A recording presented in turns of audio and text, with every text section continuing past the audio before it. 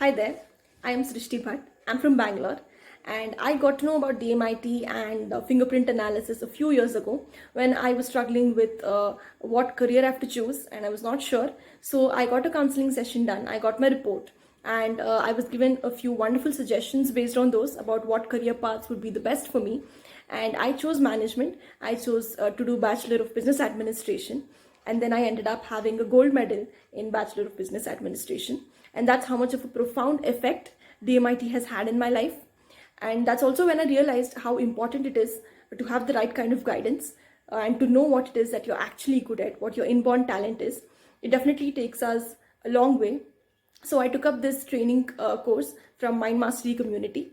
My mentor Kripa ma'am has been extremely wonderful, and she has helped me understand each and every aspect of the training, and the entire process has been very smooth.